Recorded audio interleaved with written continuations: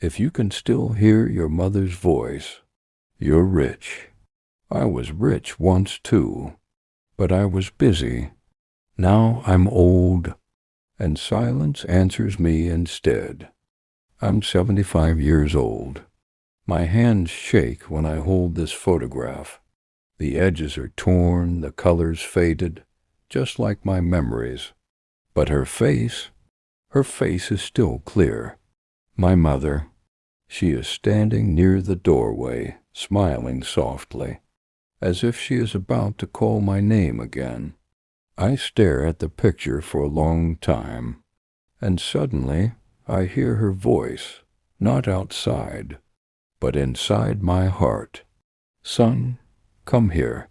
She used to say it gently, never loudly, never angrily, and I ignored it every time.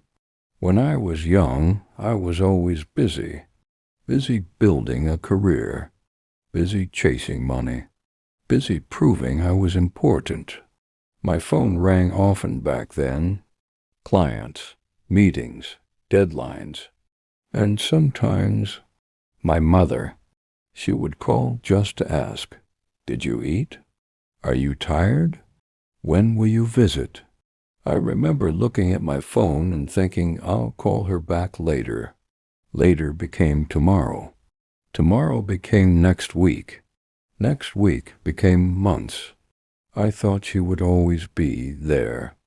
Mothers don't leave, right? She lived alone in a small house. Nothing fancy. Old furniture. A slow ceiling fan. The smell of tea and home. Whenever I visited, she would smile like she had won a prize. She would cook more than I could eat. She would watch me eat, not touching her own plate. "Eat properly," she'd say. "You look thin." I was never thin. But to her, I was still her little boy. One evening, I remember it clearly. I was in my office. Big meeting. Big deal. My phone vibrated. "Mom" flashed on the screen. I sighed. "Not now," I whispered. "I'll call her later." The meeting ended late. I went home tired. I forgot. The next morning the phone rang again. But this time, it wasn't her. They said she had asked for me. They said she kept looking at the door. They said she said my name. One last time. I stood in her empty house, holding the same photograph I hold today. The fan was still spinning. The stove was cold. The house felt smaller. Her voice was gone. Only silence remained. People talk about regret like it's quiet. It's not. Regret is loud at night. It speaks when the world sleeps. It asks questions with no answers. Why didn't you pick up? Why were you always busy? What was so important? I had no answers. I still don't. I became successful. Big house. Good money. Respect. But no one asks, who will call you when you're lonely? At night I sit alone. Awards don't speak. Money doesn't listen.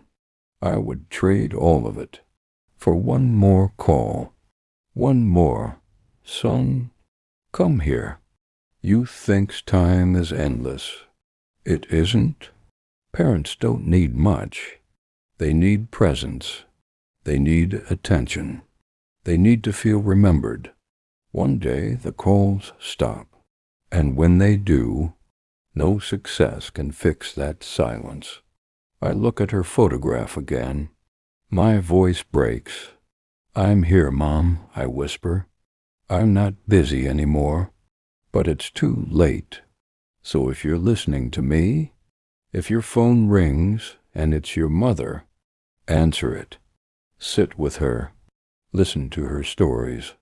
Hold her hand. Because one day you will remember her voice, but she won't be there to call.